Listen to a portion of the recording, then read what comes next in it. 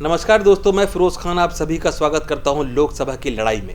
दोस्तों आज हम बात कर रहे हैं राजस्थान की। जी हां दोस्तों, राजस्थान में विधानसभा चुनाव होने से पहले ही पूर्व मुख्यमंत्री अशोक गहलोत ने 33 की बजाय 50 जिले घोषित कर दिए थे। लेकिन विधानसभा चुनाव होते वक्त भी 33 जिलों के आधार पर ही चुनाव कराए गए और अब लोकसभा चुनाव भी 33 जिलों के आधार पर ही कराए जा रहे हैं। आइए जानते हैं और समझते हैं भारत निर्वाचन आयोग क्या कुछ कहता है 33 जिले और 50 जिलों के संबंध में। राजस्थान में 50 जिले हैं, लेकिन पिछले साल हुए विधानसभा चुनाव में 33 जिलों के आधार पर चुनाव संपन्न किए गए। अब होने जा रहे हैं लोकसभा चुनाव। लोकसभा चुनाव भी पुराने 33 जिलों के आधार पर ही होंगे। भारत निर्वाचन आयोग ने पुराने जिलों के आधार पर जिला कलेक्टर्स और अन्य अधिकारी कर्मचारियों की ट्रेनिंग कार्यक्रम तय कर दिया है। अफसरों और कर्मचारियों को 3 अलग अलग चरणों में चुनाव की ट्रेनिंग दी जा रही है। फरवरी के अंतिम सप्ताह या मार्च के पहले सप्ताह में लोकसभा चुनाव की आचार संहिता लगने की संभावना बताई जा रही है। अगर राजस्थान की बात करें तो राजस्थान में 25 लोकसभा सीटें हैं। भारत निर्वाचन आयोग ने तर्क दिया है कि चुनाव की तैयारियां पहले से ही शुरू कर दी गई थी और नए जिलों के गठन की प्रक्रिया पूरी नहीं हुई थी।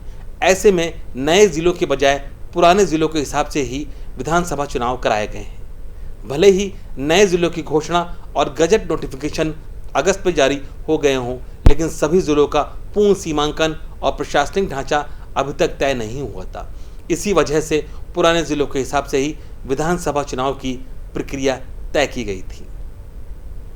अगर हम बात कर रहे हैं आने वाले राजस्थान में लोकसभा चुनाव की, तो भारत निर्वाचन आयोग ने बताया है कि ज़िले तो अस्तित्व में आ गए हैं, लेकिन नए ज़िलों के हिसाब से कामकाज पूरी तरह से शुरू नहीं हो पाया। हालांकि ज़िला कलेक्टर्स और एसपी सहित अन्य अधिकारियों और कर्मचारियों की नियुक्ति हो गई है, लेकिन सभी विभागों के अलग अलग सरकारी कार्यालय फिलहाल नहीं बने हैं। ऐसे में नए ज़िलों को अलग ज़िला मानकर चुनाव प्रक्रिया संपन्न कराने में परेशानियों का सामना करना पड़ सकता है। चुनाव की ट्रेनिंग भी जारी हो रही है।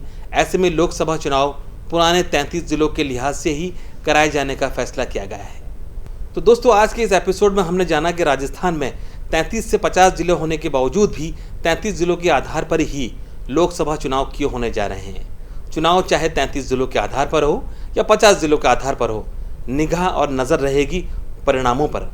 तो देखते हैं अगली बार लोकसभा चुनाव के परिणाम किस ओर बैठते हैं, और फिर हाजिर होंगे एक नए एपिसोड के साथ, कुछ नई रोचक और महत्वपूर्ण जानकारियों के साथ। तब तक देखते रहिए और जुड़े रहिए, बने रहिए मेरे साथ लोकसभा की लड़ाई में।